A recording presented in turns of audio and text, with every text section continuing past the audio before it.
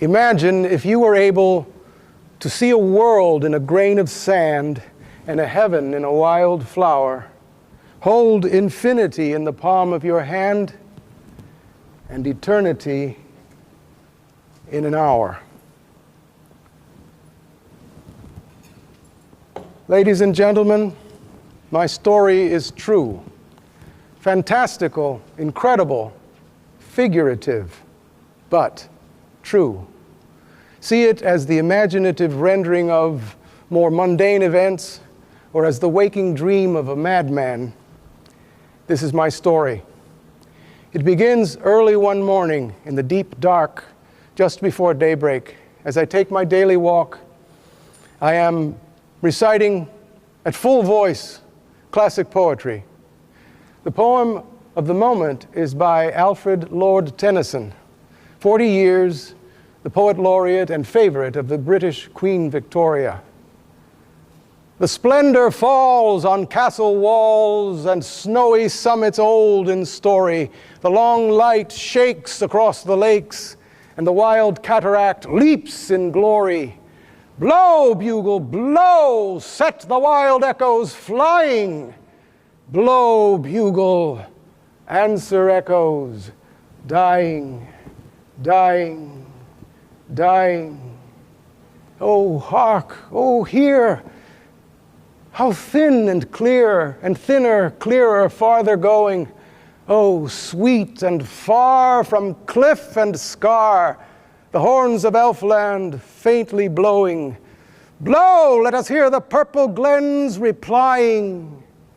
Blow, bugle, answer echoes, dying, dying, dying. Oh, love, they die in yon rich sky. They faint on hill or field or river. Our echoes roll from soul to soul and grow forever and forever. Blow, bugle, blow, set the wild echoes flying, and answer echoes, answer, dying, dying, dying. I begin to realize that I no longer recognize my surroundings. Then I see, striding vigorously next to me, a tall, beautiful woman dressed all in flowing white. Her eyes pierce deep into my soul. As she easily passes me, I feel compelled to follow her, thinking she may tell me where I am and how to get back home. And when she quickens her pace, I have to run to keep her in sight. And then, much to my amazement, I realize that her feet are no longer touching the ground, but hover several inches above it, as do mine, and I no longer have to run, but I'm being pulled by a force coming from her as if I were tied to a group of straining horses. In a panic, I call out to her, "Who are you? Where am I? Where are you taking me?" At this, she turns to face me and says, "I am Mnemosyne, Titan goddess of memory and language, mother with Olympian Zeus of the 9 muses of Mount Helicon, who whisper their sweet inspirations into poets' ears. We have heard your chanting into the winds of dark and empty streets. So I am now come to bring you to the realm of eloquence, a lyrical Elysium, a world of winged words, deep passions, and infinite imaginings, the eternal home for the mighty poets who have left the earth. We all have need of you, and so does your world. And with this, she lifts me up with her into the skies. My eyes strain at their sockets as we hurtle past the pillars of time into the infinite expanse of eternity. When we come down, we are above a mountainous terrain, for all the world the image of ancient Athens during her golden age. A great festival is underway, and we hover above a large theatron, an outdoor amphitheater. where thousands gather to see and hear rhapsodes, those stitchers of songs in their brilliant, elegant blue and red robes, chanting the epic verse of Homer's Iliad and Odyssey in the melodious syllables of ancient Greek. Next, I see actors performing tragedies, those slices of Homer's banquet, portraying nobles, heroes, gods, goddesses. Mnemosyne speaks, "Rhapsode and actor are kin. You are one of their heirs, you and those you will rouse and guide. As you are actor, now you will also be rhapsode, a rhapsode for your language, your culture, and your generation. As these Athenians have Homer, so you have this bard." And with a wave of her hand, the theatron becomes a wooden O, a theater of the England of Queen Elizabeth I. Upon the stage, a man in doublet and hose, lightly bearded, declaims, "Lovers and madmen have such seething brains, such shaping fantasies that apprehend more than cool reason ever comprehends. The lunatic, the lover, and the poet are of imagination all compact. One sees more devils than vast hell can hold," that is the madman. "The lover, all as frantic, sees Helen's beauty in a brow of Egypt. The poet's eye, in a fine frenzy rolling, doth glance from heaven to earth, from earth to heaven, and as imagination bodies forth the forms of things unknown, the poet's pen turns them to shapes and gives to airy nothing a local habitation and a name." I recognize the speech immediately as that of the Greek hero Theseus from the play A Midsummer Night's Dream by William Shakespeare. But who is the player? It is the bard himself, says memory, in the role he created, welcoming you to the eye and mind of the poet. You, like countless others, have performed upon the stage the verse of this sublime poet, thereby keeping it and him alive in the hearts of generation upon generation. But many other worthy poets languish in the foggy mists of human minds, silenced and abandoned within the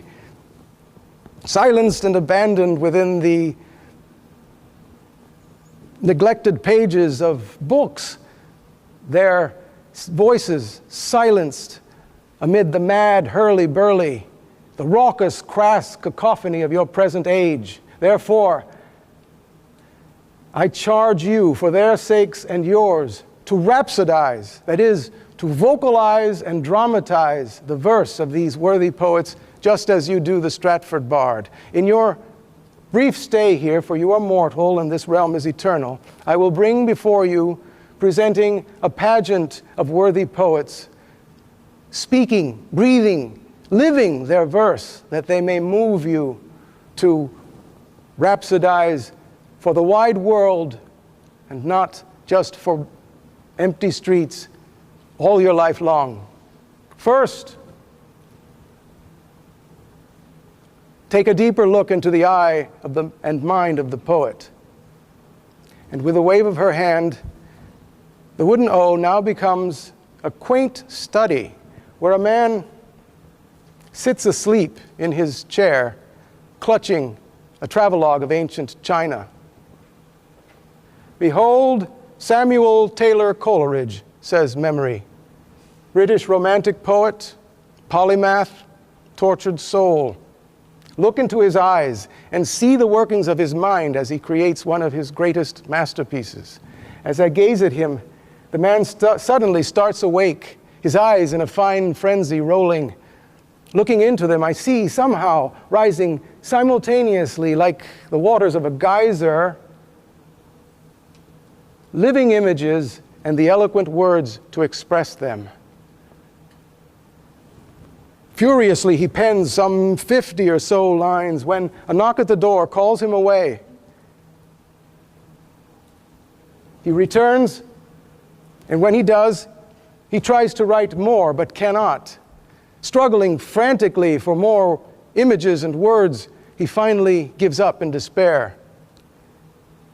This exotic, frightening, and fragmentary incantation is all he is able to manage.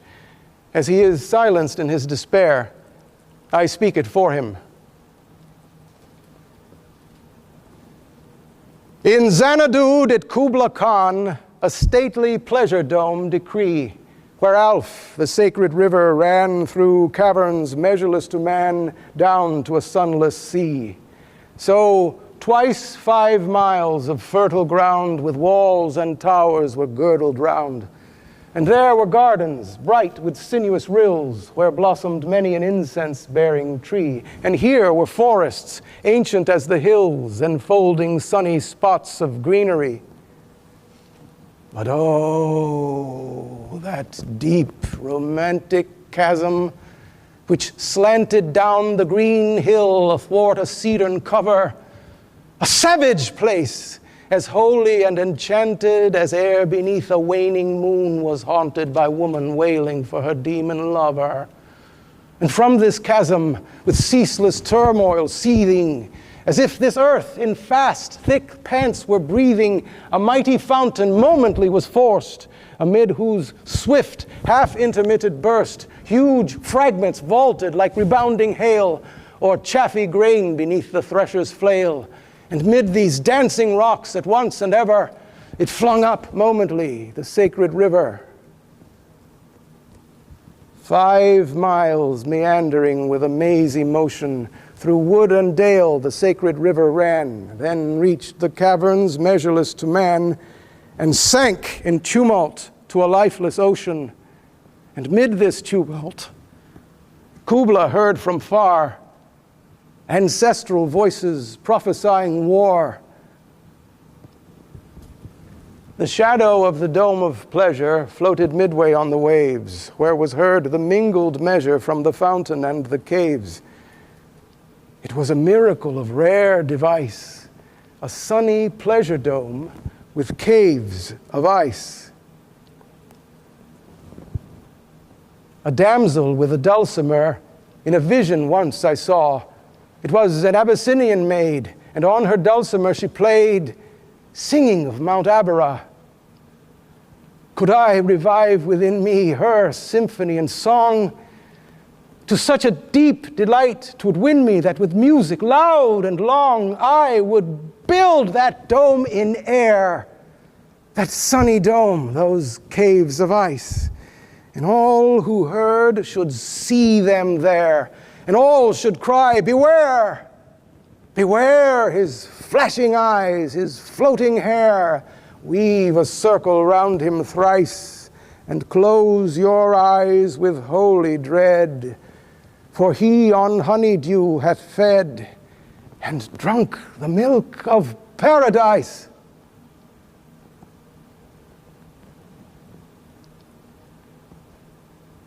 Well performed, rhapsode, says memory. You have earned yourself a longer stay here in the realm of eloquence. Just know that all poets thirst for that sacred milk of paradise. Now, meet another who thirsts as we find ourselves on the shores of ancient Ithaca.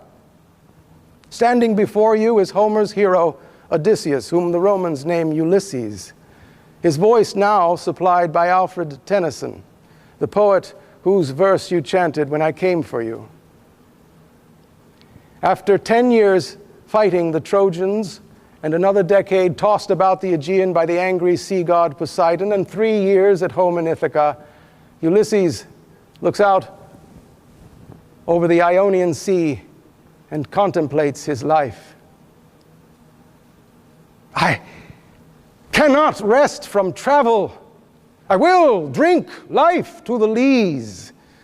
All times I have enjoyed greatly, have suffered greatly, both with those that loved me and alone on shore, and when through scudding drifts the rainy Hyades vexed the dim sea. I am become a name, for always roaming with a hungry heart, much have I seen and known, cities of men and manners, climates, councils, governments, myself not least, but honored of them all, and drunk delight of battle with my peers far on the ringing plains of windy Troy. I am a part of all that I have met, yet all experience is an arch, wherethrough gleams that untraveled world whose margin fades forever and forever when I move. How dull it is to pause, to make an end, to rust unburnished, not to shine in use, as though to breathe were life. Life piled on life were all too little, and of one to me little remains. But every hour is saved from that eternal silence something more, a bringer of new things. And vile it were for some 3 suns to store and hoard myself and this gray spirit, yearning in desire to follow knowledge like a sinking star beyond the utmost bound of human thought. Mnemosyne speaks again. Such is the joy and sorrow of your mortal existence, rhapsode, a heart yearning for endless adventure and knowledge, housed within a body bound by time. Hear the eloquent words of another poet touching upon this theme as we return to the wooden O. See, hear, and feel all around you the hustle and bustle of theater in the making. Musicians there will play cheerful music in the divisions between acts. Actors there attire themselves as princes and paupers in rooms they call tiring houses.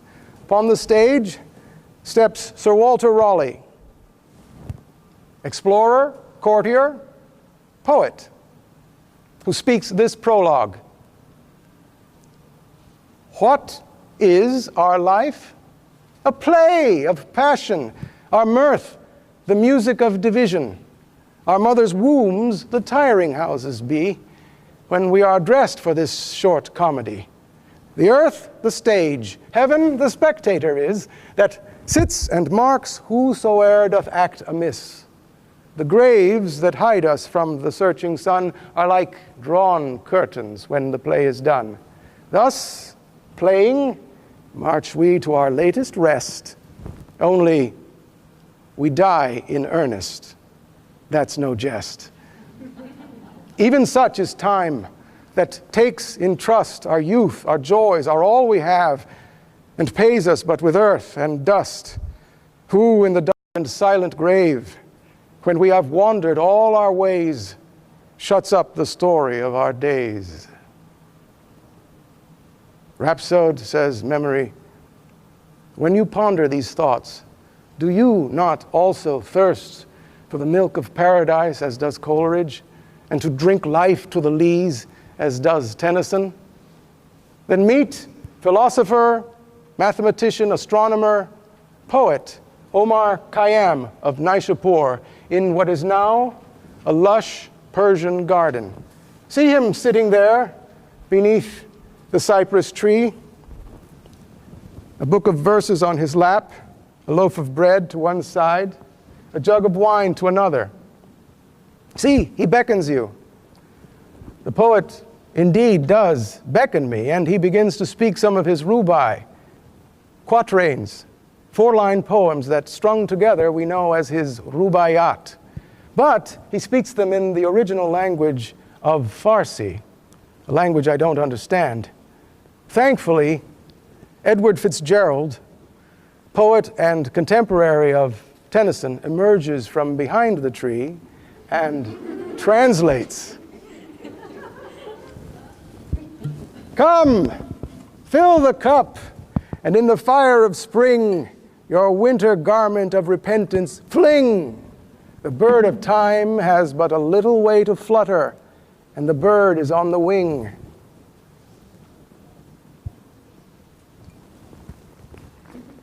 Whether at Naishapur or Babylon, whether the cup with sweet or bitter run, the wine of life keeps oozing drop by drop.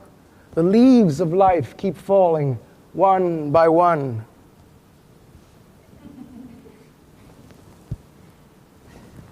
Ah, my beloved, Fill the cup that clears today of past regrets and future fears. Tomorrow, tomorrow, I may be myself with yesterday's 7,000 years. Yesterday, this day's madness did prepare. Tomorrow's silence, triumph, or despair. Drink, for you know not whence you came, nor why. Drink, for you know not why you go, nor where.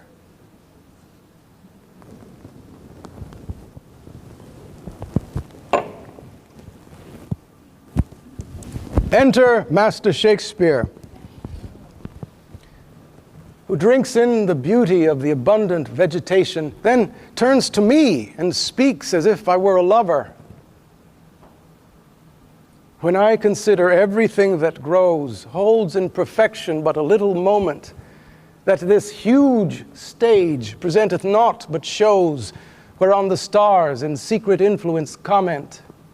When I perceive that men, as plants, increase, cheered and checked even by the self-same sky, vaunt in their youthful sap, at height decrease, and wear their brave state out of memory, then the conceit of this inconstant stay sets you, most rich in youth, before my sight, where wasteful time debateth with decay, to change your day of youth to sullied night. And all in war with time for love of you, as he takes from you, I, and graft you new.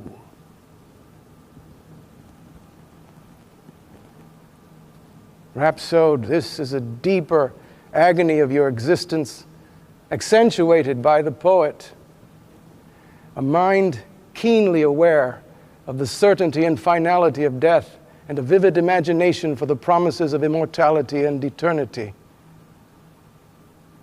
Drawn by the sheer presence of his master and his words, perhaps to debate them, Mr. John Keats enters the garden, which now becomes a lush English countryside, through which Mr. Keats strolls and proclaims, "A thing of beauty is a joy forever.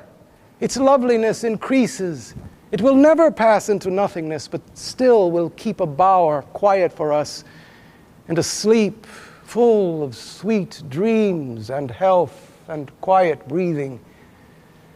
Therefore, on every morrow are we wreathing a flowery band to bind us to the earth, spite of despondence, of the inhuman dearth of noble natures, of the gloomy days, of all the unhealthy and our darkened ways made for our searching. Yes, in spite of all, some shape of beauty moves away the pall from our dark spirits, such the sun, the moon, trees old and young, sprouting a shady boon for simple sheep, and such are daffodils with the green world they live in, and clear rills that for themselves a cooling covert make gainst the hot season.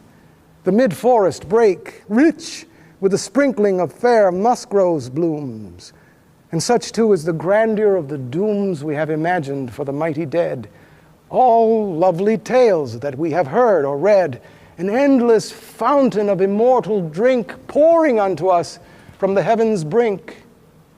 Nor do we merely feel these essences for one short hour. No, even as the trees that whisper round the temple become soon dear as the temple's self, so does the moon, the passion, poesy, glories infinite haunt us, till they become a cheering light unto our souls, and bound to us so fast, that whether there be shine or gloom o'ercast, they always must be with us, or we die. The sun now begins to set. Drawn by Mr. Keats's eloquent rapture, two poets, one American, one British, enter the scene. The American is that exuberant popularizer of free verse, transcendentalist, rebel, iconoclast, Walt Whitman, who speaks his passion at twilight. I am he that walks with the tender and growing night. I call to the earth and sea half held by the night. Press close, bare-bosomed night. Press close, magnetic, nourishing night. Night of south winds, night of the large few stars. Still nodding night. Mad, naked summer night. Smile, oh, voluptuous, cool-breathed earth, earth of the slumbering and liquid trees, earth of departed sunset, earth of the mountains misty-topped, earth of the vitreous pour of the full moon just tinged with blue, earth of shine and dark mottling the tide of the river, earth of the limpid gray of clouds, brighter and clearer for my sake, far swooping elbowed earth, rich apple-blossomed earth.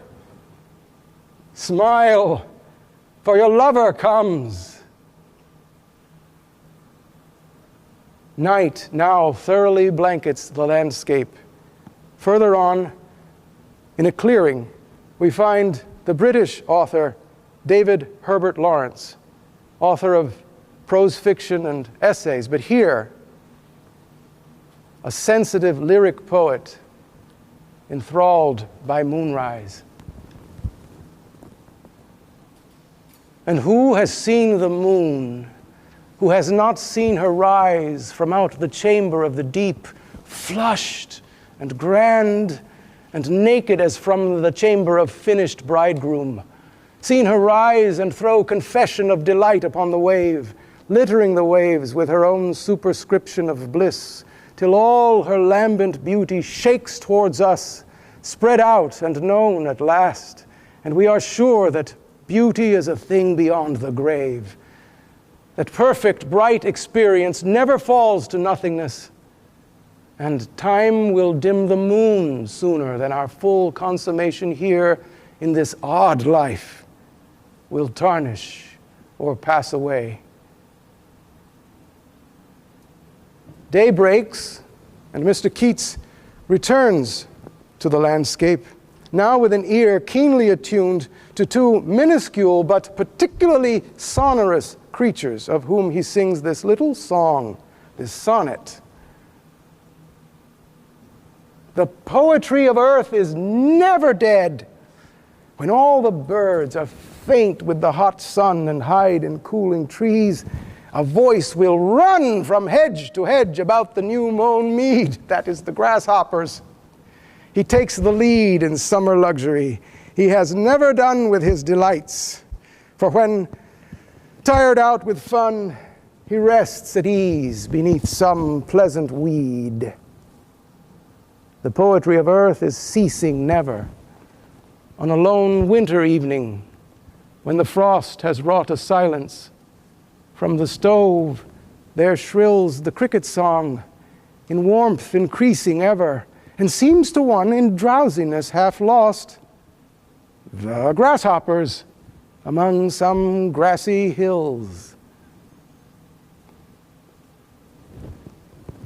The contemplation of nature's tiny creatures seems the thread along which memory draws us, as the kitchen housing Mr. Keats's cricket now becomes the backyard in Amherst, Massachusetts, where a deliberately reclusive poet, Emily Elizabeth Dickinson, sits on a bench to narrate the story of the butterfly's day.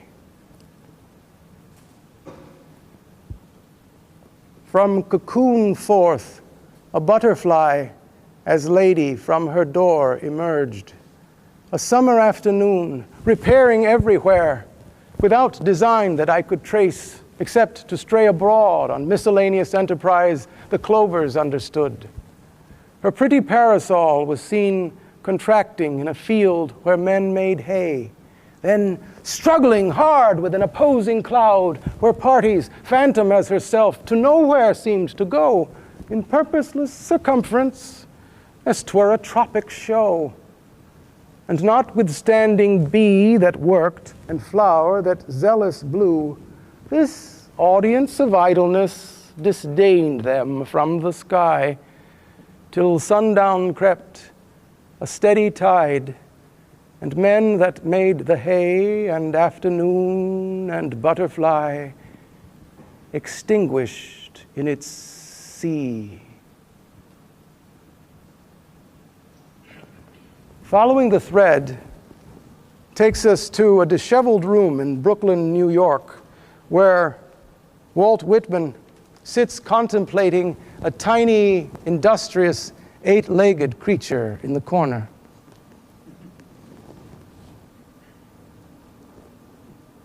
A noiseless, patient spider I marked, where on a little promontory it stood, isolated. Marked how, to explore the vacant, vast surrounding, it launched forth filament, filament, filament, out of itself, ever unreeling them, ever tirelessly speeding them.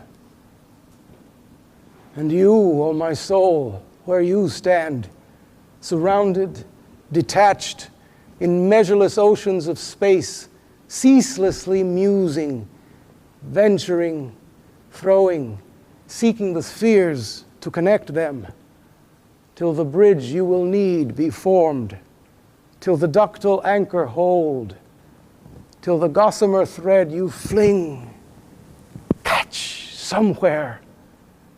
Oh, my soul. Come, rhapsode, says memory, let us flee this messy room and light upon the tidy study of another British romantic poet, dear friend of Mr. Coleridge, who shares initials with Mr. Whitman.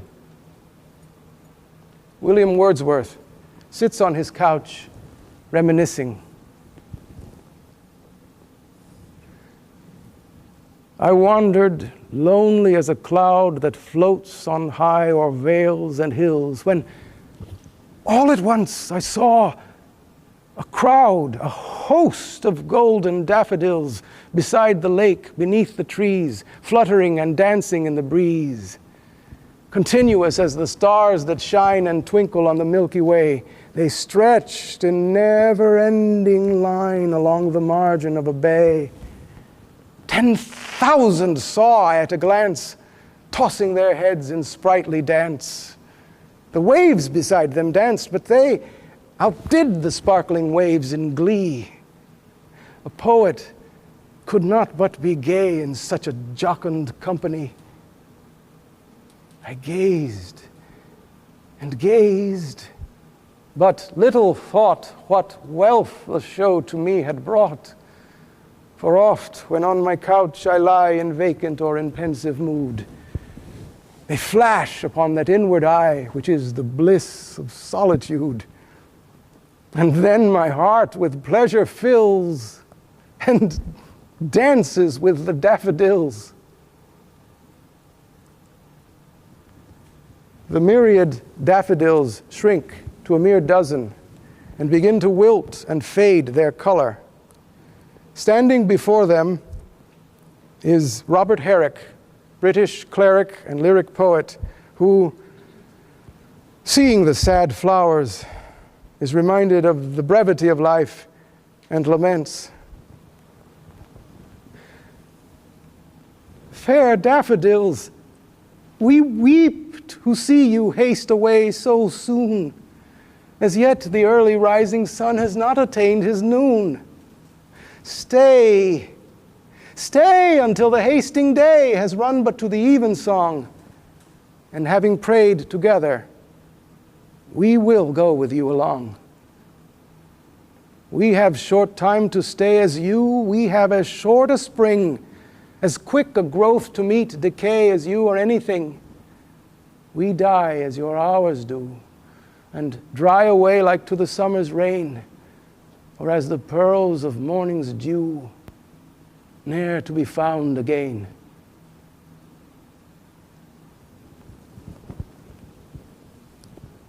Rhapsode, says memory, have you not seen enough by now to accept my charge? Do you not realize that just like these fading daffodils, or as the dying echoes of Tennyson's bugle song, myriads upon myriads of precious poems, even now, fade and die within the hearts of your generation.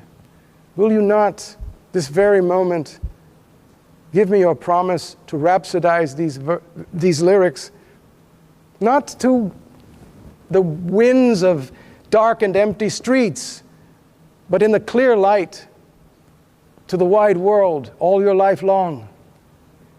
I can only stare at her in silence.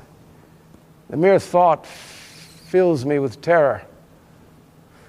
Give my life to a cause that can only buy me intolerable heartache?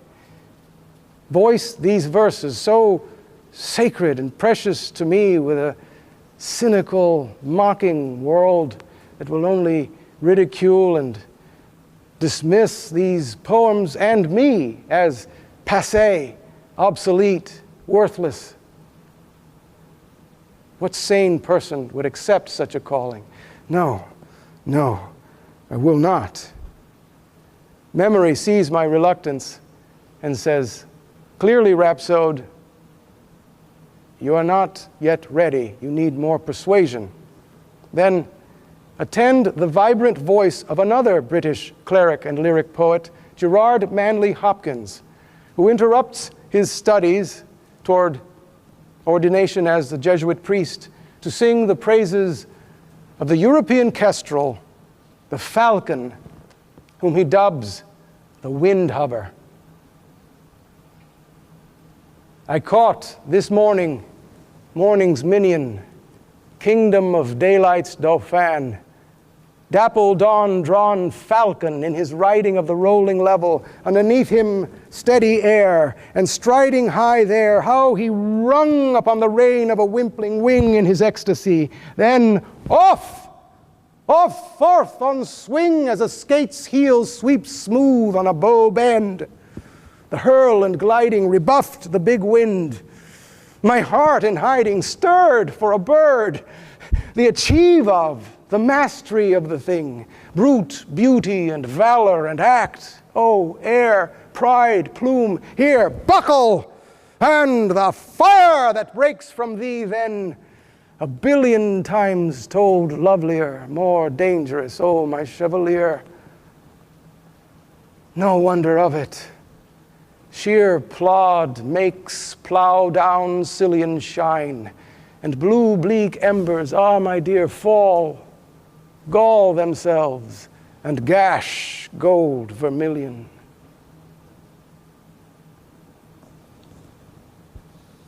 No ecclesiast, but fiery mystic, artist, engraver, forger of his own myth, the poet William Blake trains his piercing eye on a fierce jungle cat and questions its creation. Tiger, tiger, burning bright in the forests of the night, what immortal hand or eye could frame thy fearful symmetry? In what distant deeps or skies burnt the fire of thine eyes? On what wings dare he aspire? What the hand dare seize the fire? And what shoulder and what art could twist the sinews of thy heart? And when thy heart began to beat, what dread hand and what dread feet? What the hammer? What the chain? In what furnace was thy brain? What the anvil? What dread grasp dare its deadly terrors clasp? When the stars threw down their spears and watered heaven with their tears, did he smile his work to see? Did he who made the lamb make thee? Tiger, tiger, burning bright in the forests of the night, what immortal hand I dare frame thy fearful symmetry? The brilliant tiger fades as the night gives over to a bright spring morning once again. in the backyard of Emily Dickinson, who tells of her encounter with another frightening yet elusive creature. A narrow fellow in the grass occasionally rides.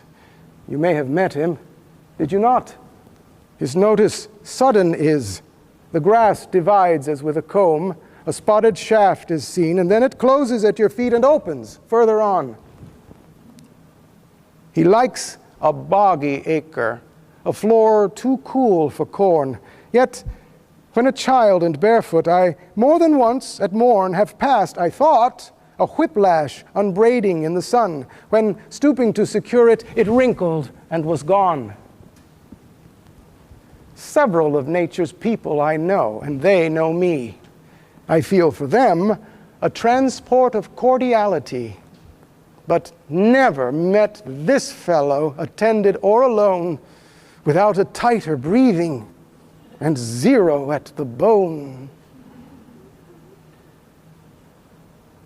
Memory whisks me to another spot in New England, a farm in New Hampshire, where the crusty Robert Frost, a poet well versed in country things, tells me that not all vistas and creatures are as beautiful or as awe-inspiring as those of which I've heard tell, because he wishes to sing the praises of his own sadly desolate Hyla Brook. By June, our brooks run out of song and speed. Sought for much after that, it will be found either to have gone groping underground and taken with it all the Hyla breed that shouted in the mist a month ago like ghost of sleigh bells and a ghost of snow, or flourished and come up in jewel weed, weak foliage that is blown upon and bent even against the way its waters went. Its bed is left a faded paper sheet of dead leaves stuck together by the heat, a brook to none but who remember long. This, as it will be seen, is other far than with brooks taken otherwhere in song.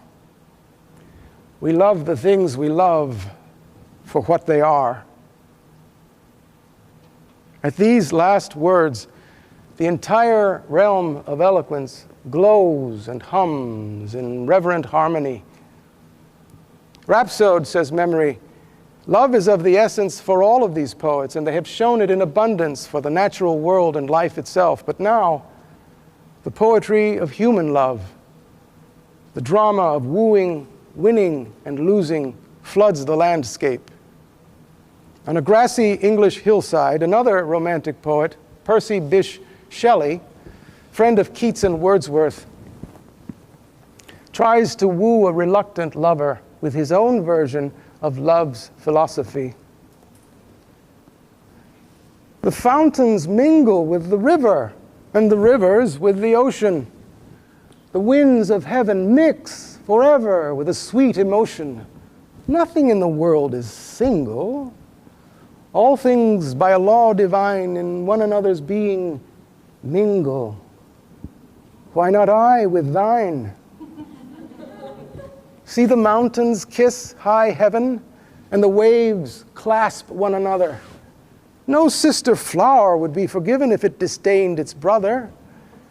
And the sunlight clasps the earth, and the moonbeams kiss the sea. What are all these kissings worth, if thou kiss not me?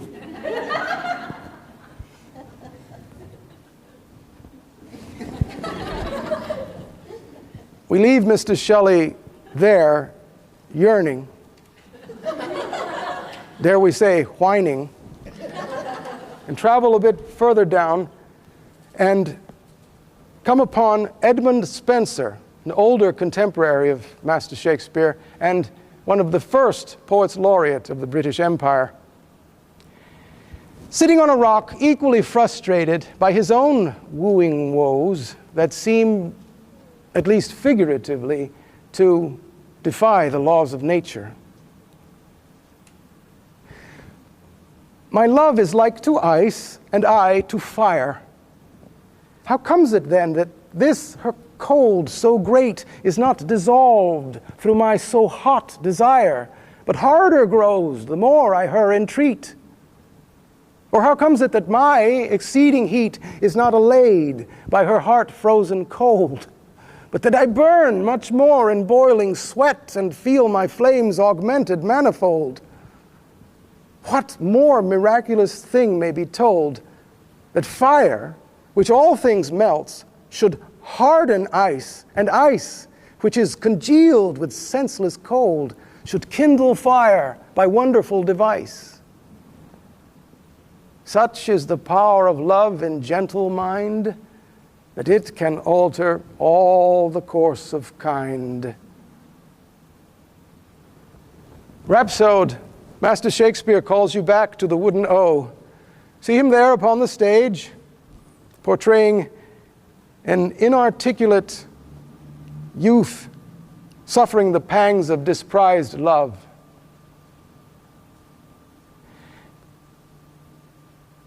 As an unperfect actor on the stage who with his fear is put besides his part, or some fierce thing replete with too much rage, whose strength's abundance weakens his own heart, so I, for fear of trust, forget to say the perfect ceremony of love's rite, and in mine own love's strength seem to decay, or charged with burden of mine own love's might. Oh, let my looks be then the eloquence and dumb presagers of my speaking breast, who plead for love and look for recompense more than that tongue that more hath more expressed. Oh, learn to read what silent love hath writ. To hear with eyes belongs to love's fine wit.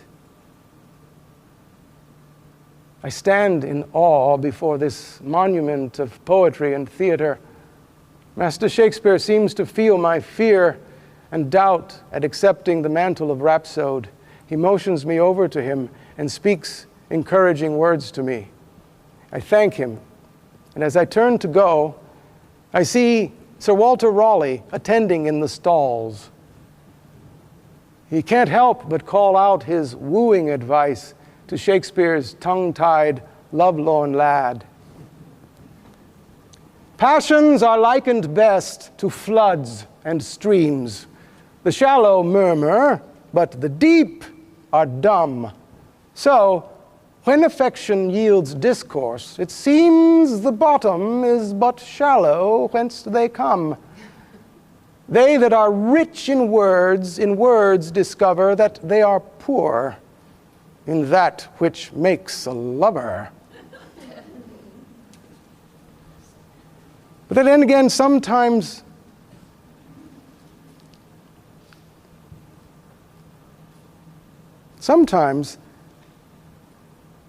the wooer actually does win his love, but often not until he has given up trying. Edmund Spenser returns to tell of his incredible experience at winning love. Like as a huntsman after weary chase, seeing the game from him escaped away, sits down to rest him in some shady place, with panting hounds beguiled of their prey.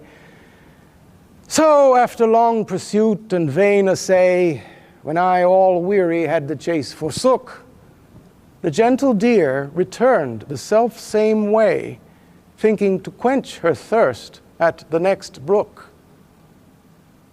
There she, beholding me with milder look, sought not to fly, but fearless still did bide, till I in hand her yet half trembling took, and with her own good will here firmly tied.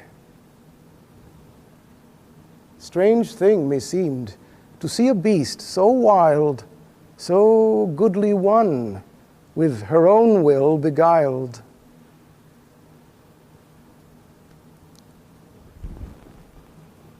Well, sometimes winning the love seems not to be the highest prize. Enter Sir John Suckling, one of a band of so-called cavalier poets the inventor of the game of cribbage, a bit of a rake, who seems genuinely astonished at his apparent fidelity to his newfound love. Out upon it! I have loved 3 whole days together, and am like to love 3 more if it prove fair weather. Time shall molt away his wings ere he shall discover in the whole wide world again such a constant lover. But the spite on't is, no praise is due at all to me. Love with me had made no stays, had it any been but she. Had it any been but she and that very face, there had been at least, ere this, a dozen in her place. Ah, but for some, one love is the whole world. Behold the bedroom of John Donne, British metaphysical and sensual poet, who lies with his mistress there, attempting some amorous play. But the ensuing morning drives him rather to rant at the sun rising. Busy old fool, unruly sun, why dost thou thus through windows and through curtains call on us? Must to thy motions lovers' seasons run? Saucy pedantic wretch! Go chide late schoolboys and sour apprentices. Go tell court huntsmen that the king will ride. Call country aunts to harvest offices. Love, all alike, no season knows, nor clime, nor hours, days, months, which are the rags of time. Thy beams, so reverend and strong, why shouldst thou think I could eclipse and cloud them with a wink, but that I would not lose her sight so long? If her eyes have not blinded thine, look, and tomorrow, late, tell me whether both the Indias of spice and mine be where thou left'st them, or lie here with me. Ask for those kings whom thou saw'st yesterday, and thou shalt hear, all here in one bed lay. She's all states, and all princes I. Nothing else is. Princes do but play us. Compared to this, all honors mimic, all wealth alchemy. Thou, son, art half as happy as we, in that the world's contracted thus. Thine age asks ease, and since thy duties be to warm the world, that's done in warming us. Shine here to us, and thou art everywhere. This bed, thy center is, these walls, thy sphere.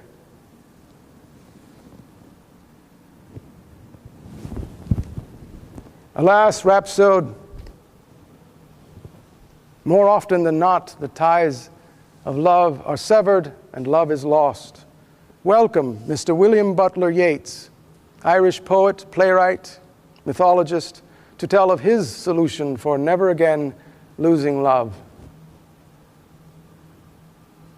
Never give all the heart, for love will hardly seem worth thinking of to passionate women if it seems certain, and they never dream that it fades out from kiss to kiss. For everything that's lovely is but a brief, dreamy, kind delight. Never give the heart outright, for all smooth lips can say, have given their hearts up to the play. And who could play it well enough, if deaf and dumb and blind with love?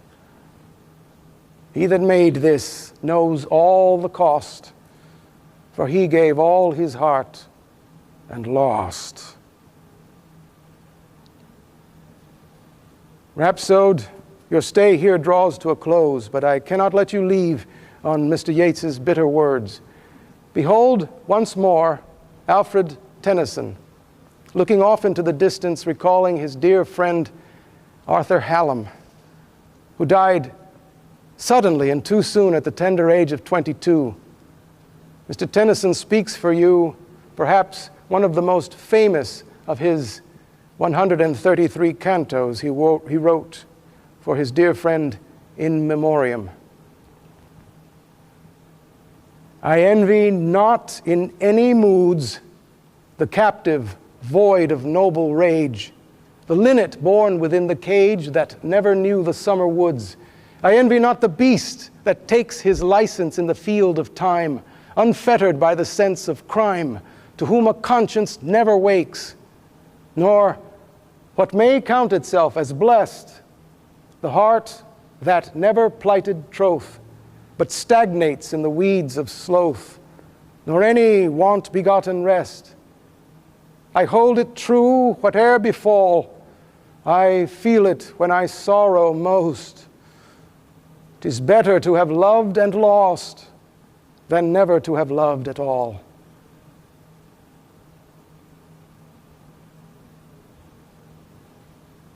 Mnemosyne simply looks at me, waiting for me to give her my promise to rhapsodize, but I remain silent.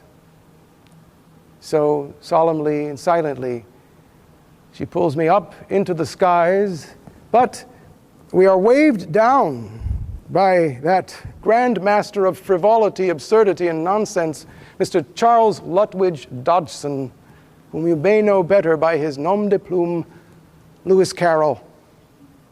Mr. Carroll wishes to counteract the sobriety of the serious and somber poems that I have heard so far by reciting the lyrics to his own creation, The Mad Gardener's Song.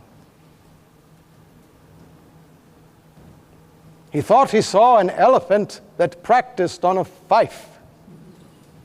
He looked again and found it was a letter from his wife. At length I realize, he said, the bitterness of life. He thought he saw a buffalo upon the chimney piece. He looked again and found it was his sister's husband's niece. Unless you leave this house, he said, I'll send for the police. He thought he saw a rattlesnake that questioned him in Greek. He looked again and found it was the middle of next week. The one thing I regret, he said, is that it cannot speak. He thought he saw a banker's clerk descending from the bus.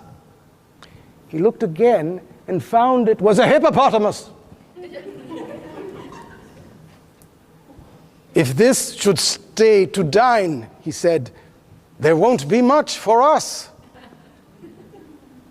He thought he saw a kangaroo that worked a coffee mill. He looked again and found it was a vegetable pill. Were I to swallow this, he said, I should be very ill. He thought he saw an albatross that fluttered round the lamp. He looked again and found it was a penny postage stamp.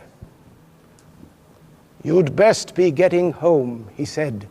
The nights are very damp.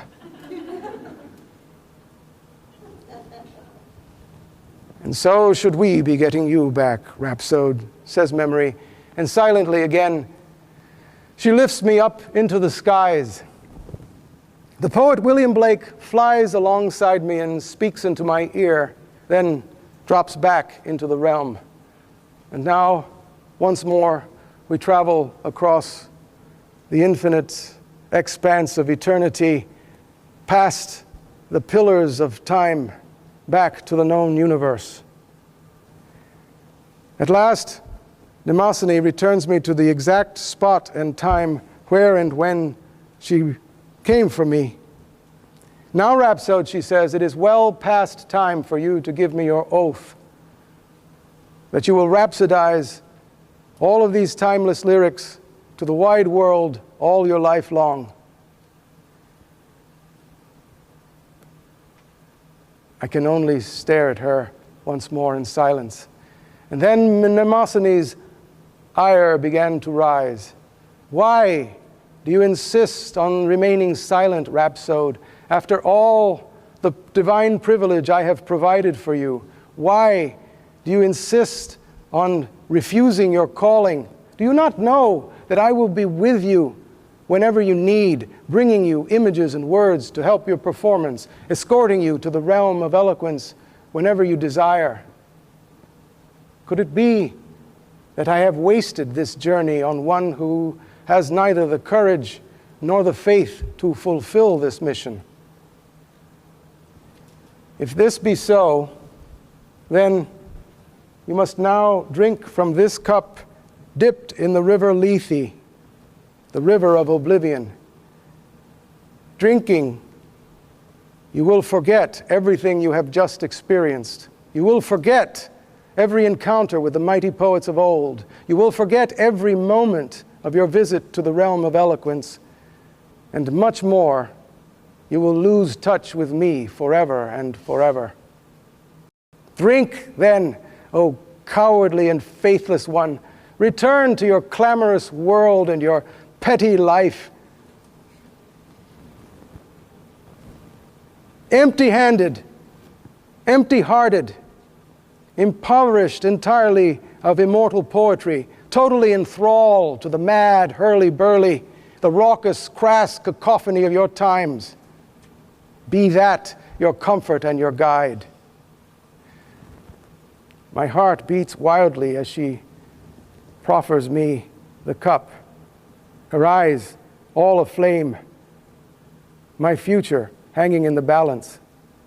Suddenly the words of Master Shakespeare ring in my ears, and with them a wave of courage floods my heart. I beg Mother Memory's forgiveness and tell her, I swear by my life and all I hold sacred that I will rhapsodize the verse of all the mighty poets my meager powers will allow, and do my utmost to guide and rouse others to do likewise. Stay with me always. And now, that Titan goddess shimmers in all her divine splendor. She places her strong, beautiful hands on my forehead and says, Rhapsode, you have given me your oath, and I know your heart goes with it. Therefore I will indeed be with you whenever you call. And as dawn spreads her rosy fingers across the horizon, I find myself alone and back in my home neighborhood. I have told you my story and voiced these verses in fulfillment of my promise to Mnemosyne. And now, to further fulfill it, I wish, with your permission, to teach you the quatrain spoken to me by William Blake as we exited the Realm of Eloquence. May I? I will speak it in its entirety, and then one line at a time I will speak and you repeat. All right? You may use these gestures if you wish, or not. He who binds to himself a joy does the winged life destroy. He who kisses the joy as it flies lives in eternity's sunrise. He who binds to himself a joy does the winged life destroy. He who kisses the joy as it flies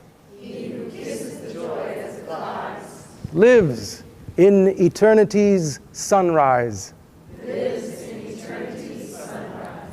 Congratulations, you have taken your first steps in careers as rhapsodes.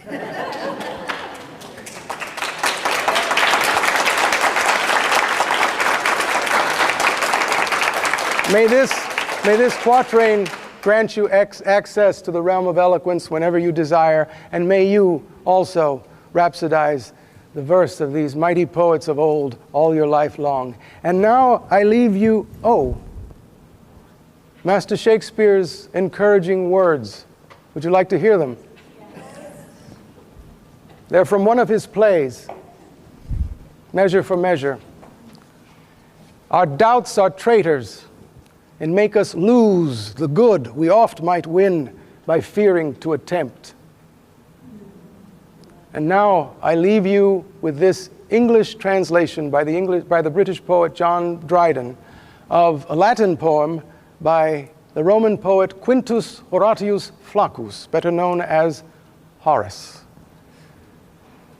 Happy the man, and happy he alone, he who can call today his own, he who, secure within, can say, tomorrow do thy worst, for I have lived today.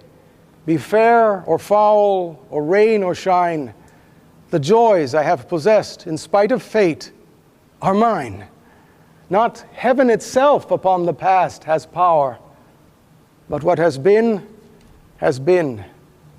and I have had my hour.